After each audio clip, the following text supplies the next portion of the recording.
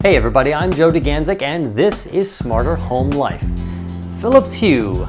Is there an echo in here? I feel like I've talked about Philips Hue products so many times on the show. In fact, there's a link right up there to a playlist where you can watch all of them. I'm talking about Philips Hue again this time because just last week they introduced a new version of the original standard size Philips Hue color changing smart bulb.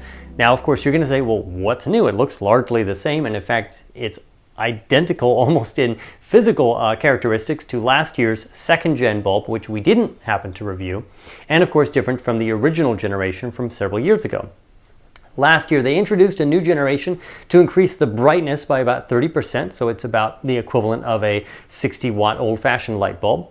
And they improved the color spectrum because people, like myself, have been concerned over the past couple years that the colors just didn't match what they thought. You know, LEDs generally produce rich, saturated, beautiful colors, and the original generation, and to a certain extent last year's version, just didn't produce rich greens, yellows, oranges, and blue to a certain extent. So now the third generation seeks to permanently fix all of the color issues, improve some of the dimming, and other than that, there are no spec changes. Everything remains the same: connectivity, HomeKit, capability, the Zigbee technology, all of that remains identical, and energy use and light output on the third generation remains exactly the same to last year's model. So I can't just keep going on talking about it, but I can show it to you. These are unretouched HDR images straight off of our Sony RX100 III camera using identical settings. In photos, sometimes a richer, more saturated color can often appear darker.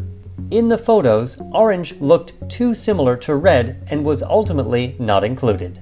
Both lights were first visually brightness matched to each other using their 4000K cool white setting, and then the most saturated shade of the 5 colors were set on each light.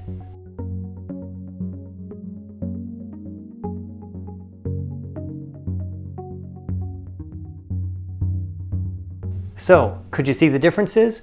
They are hard to capture on video and in photos, but in person, in real life, it is easy to see. And the difference in the green is striking, from a very light green to now a deep, rich, saturated green. And of course, you can adjust those and make it any version of green or any version of any color of the rainbow, and many shades of white light from cool to warm as well. So Philips, thank you for fixing the color issues.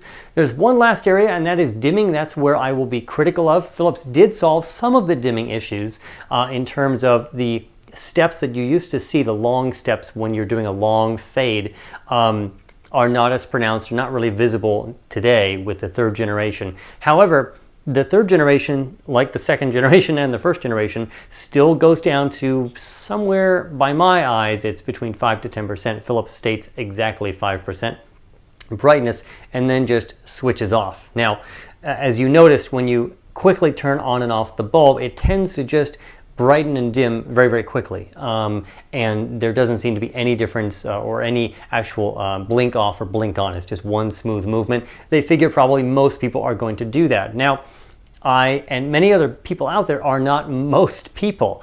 In fact, your other products, Philips, something like the Lightstrip Plus, which is on the opposite side of this room and has been featured in other videos, smoothly goes down to 1%, 0.5%, and then turns off. But the turn off is very difficult to see because you're dimming it down nicely over time and you're not staring at the bulb either. So you have the capability to do it, and people like myself and others use the A19 and its other cousin, the BR30 flood bulb, for other purposes. And I think that Philips, as a leader in the lighting industry, you control everything that goes into this bulb. You're not worried about the bulb playing with external dimmers.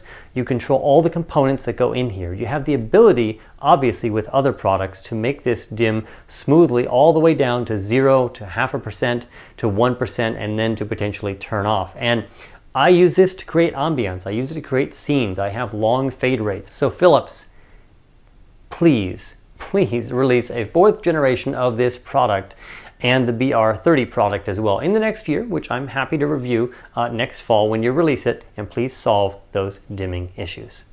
Thank you.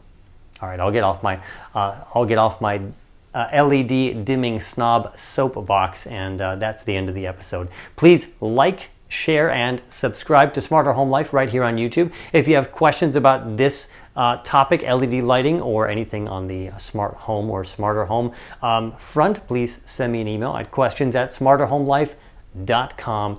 And if you love this kind of content, please think about becoming a supporter of ours over at patreon.com/smarterhomelife. A little bit goes a long way. And speaking of that, remember to get out there and improve. Make your home a little bit smarter every single day. Thanks for watching, and I'll see you next time.